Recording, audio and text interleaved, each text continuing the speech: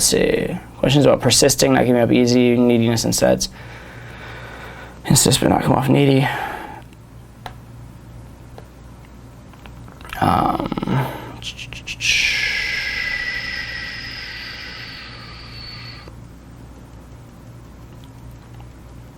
Okay, persistence without neediness. The big thing with this, first of all, I'm pro persistence. 100%, I'm very, very pro persistence. It's important that you keep hitting it up. You keep, you don't just let the girl go, especially if the set's going well. Like a lot of guys will have a set that goes well for 20 minutes and they'll just leave for no reason just because it got like a little bit dull for a second. You need to persist. Most of the girls that I've slept with in my pickup career, at some point, they gave me a lot of shit and I had to persist through it. I would say if I didn't persist, if I didn't deal with bullshit, if I just quit the first time they said, please leave or something like that, or the first time they said, this isn't working, or I have to go with my friends or whatever, I would have slept with probably like 10 to 20% of the girls that I've slept with. So the vast majority, you have to persist, at least to a certain degree. So it's very important. And the key thing with persisting without being needy is the idea of like where the persistence comes from. If the persistence comes from a needy place, it will be needy persistence. If it comes from a fun value offering place, it will be value offering persistence. And what I mean by that is this. When I'm talking to a girl, I believe that I am the best decision she can make. I believe that she is better off being with me than any other thing she can do. And so for that reason, I can be a hard closer, a hard salesman. This is going to be a little off topic, but sales and pickup are very related, so it's not that far off topic. There's a great story that Zig Ziglar tells in his book, Secrets of Closing the Sale. And basically, there's this guy that he's in like the sales situation. Zig's trying to sell him, and he says like, look, I got this money right here, and you're not getting it because I've been waiting for this and this and this, and I have no money. And I finally saved up for all these things I want, and this is the money for that, and you can't have it, etc. Right? And he's very adamant, very strong, says no, absolutely not.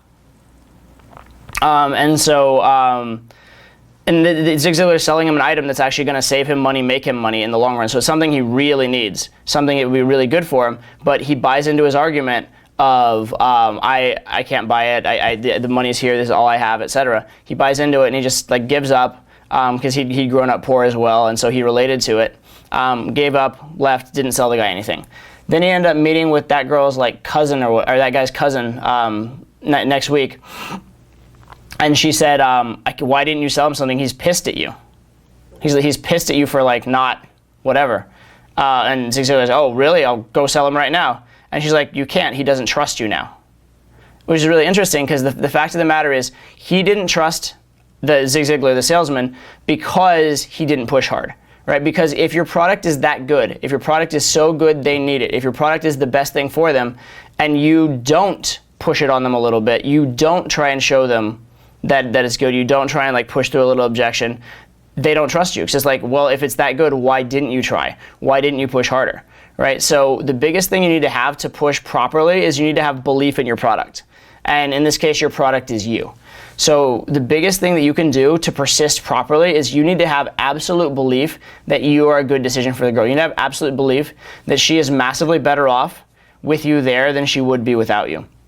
If you believe that, then you can push in the right way, right? So for example, when I open a girl, if I open and she like says, no, fuck off, don't care, whatever, the best follow-up that I have to that is like, no, you don't understand. Hi, I'm Todd. We need to talk. Right? And I just like, it's like almost the same thing, but it's like, no. You think I'm just some guy that like is hitting on you for no reason. Like, no, listen, I'm the guy you want to talk to. Stop, talk to me. And it's not like it's some crazy great technique or whatever, but it works because like I believe in myself, and it makes it clear that I believe I'm entitled, and clear that I believe that I'm doing her a favor in talking to her. So if you believe that you're doing her a favor, and then secondly, if you act in such a way that you're offering value as opposed to taking value, right? Not like in the how can I get this girl kind of persistence, but in a how can I create a good time together, and how do I create a good vibe and a good, a good experience for both of us kind of persistence, then it's not going to come off needy. If you're coming from that vibe, you can approach 4 times, or you can approach many times in any case.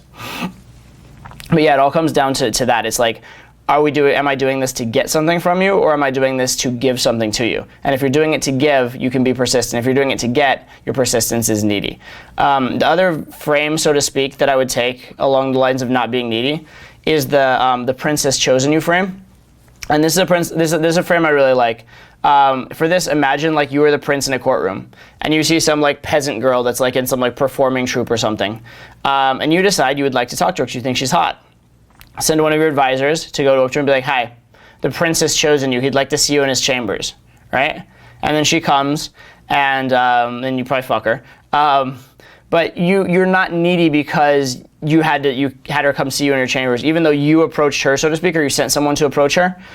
It's not needy in a way because you're still the prince, right? You're still the person of value.